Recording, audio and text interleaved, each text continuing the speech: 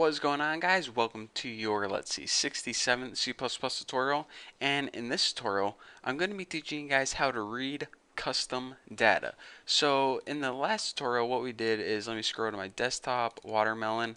We created this players text file, and what it did is basically allowed us to create our own custom file structure. And what we did is we were making our computer game with a bunch of different players. We gave them an integer as the ID number, a name, which was a string, and their bank account, which was of course a double.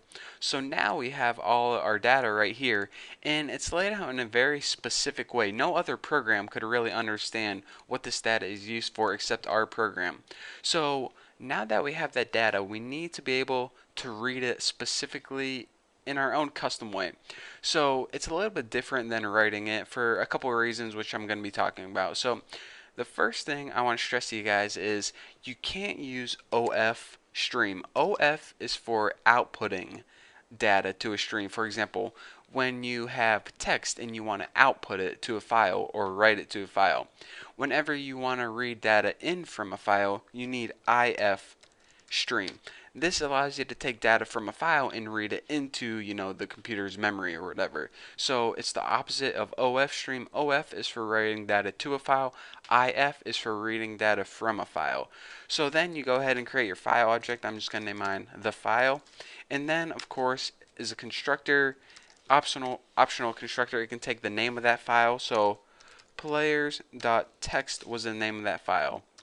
Again, you can either create the text file document, or excuse me, what am I going to say? The file object on one line of code or break it up into two. I always like to put it on one line of code, just like when we were writing to a file. So aside from that, what we're going to be doing is we're going to be reading the data from that document. So remember, that document had three pieces of information in it. On each row it had an ID number, a name, and the amount of money. So let's go ahead and make variables to hold that data. Int ID, and then we'll make string name to store their name, and double money to store their, bank account information.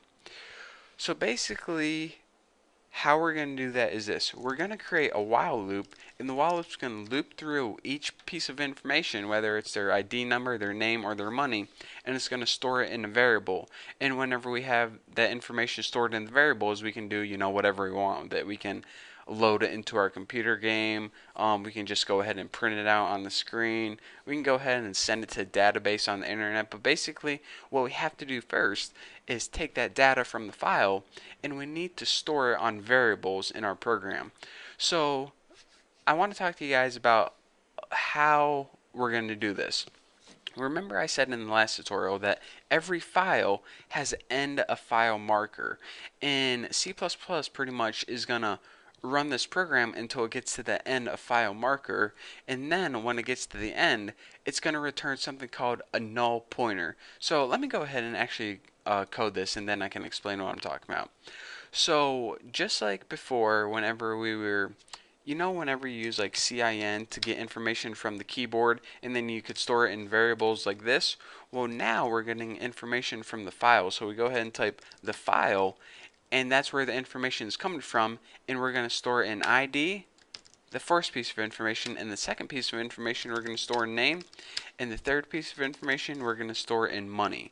So it's basically going to loop through this while loop, and it's going to look at the file each time, and every time it gets to a new piece of information, it's going to store an ID, name, and money. Now, let me say this.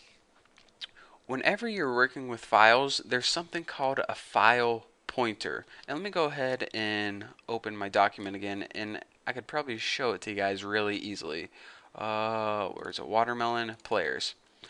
So whenever you're working with files, you have something called a file pointer. Now the job of this file pointer is to keep track of where in the file C++ is working with. So what it's going to do is this file pointer, let me go ahead and skinny up my program a little bit, is going to start at the very beginning. And by the way, the end of file pointer is what right there where my cursor is. But anyways, your file pointer always starts at the very beginning. What this loop is going to do right now is it's going to read the first piece of information. So it's going to see right there, that's the first piece of information. that number 1 right there is what I want to store in ID. So next it says, alright, this next piece of information store in name. So it's going to scroll, the file pointer is going to go to this next piece of information, and it's going to see this one right here, Bucky, should be stored in name. And then it's going to say, alright, now the next piece of information, which is this right here, I'm supposed to store this in the variable money. So that's what's going to happen the first time this program loops through.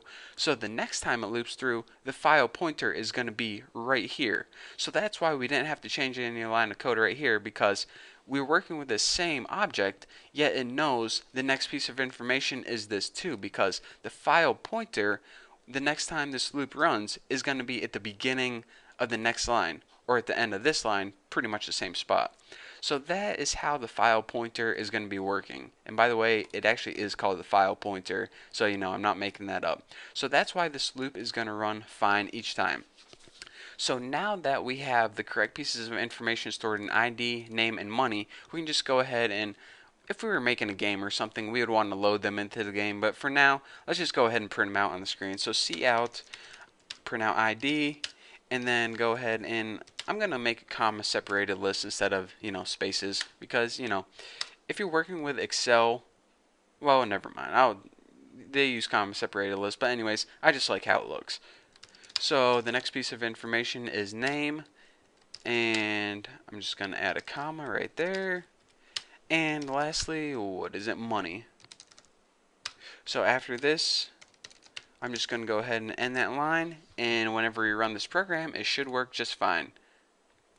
So what it did is it read that file from the text file, 1 Bucky 65.47, and it did what we wanted with it. And in this case, what we wanted to do with it is just output it on the screen. So we said, alright, now that we have the information, output the ID, and then a comma, and then Bucky, and then a comma, and then money, and then end of the line. So it goes to a new line. So then, where this is working in the file is, it's at the end of the file, so whenever you run this loop again, the next ID it jumps down to is number 2. It runs the entire loop, it's at the end of that line, and then whenever you run this loop again, it jumps down to the ID number 3, and it runs that line of code. And how does this while loop know when to stop? Because whenever the end of file marker has been reached, C++ knows already, without us having to type any extra code, that a null pointer is returned. Basically, it changes this boolean to false. So whenever this is working, this is true.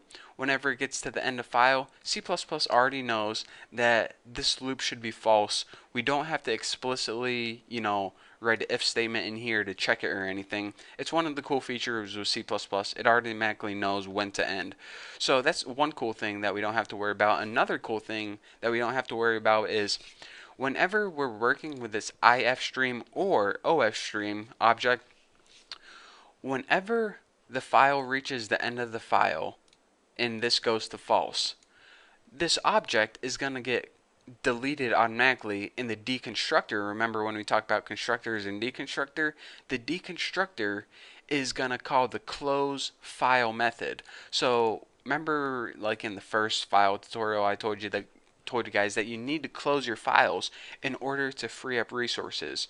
Well, what this ifstream deconstructor is going to do is, as soon as this file object gets deleted, this file is going to close automatically. So that's two things we don't have to worry about. Whenever we get to the end of file, this is going to go to false, and the loop is going to end automatically. And also, whenever it gets to the end of file, the deconstructor is going to close the file automatically, so we don't have to explicitly write the file.close. So pretty much everything is handed to you. You just got to remember how to use it. C++ made it really, really simple to work with files if you really think about it. You don't have to do all the background stuff. So there you go. That's how you write and read a custom file. And again, your file structure is going to be different depending on the type of application you make, but that's the basics of it. So thank you guys for watching. Don't forget to subscribe. I know you guys probably have a lot of questions. Just ask me on my forum, thenewboston.com/forum. And I'm going to go to McDonald's, get an extra large milkshake, and well, check out my next video. So thank you guys for watching, and I'll see you then.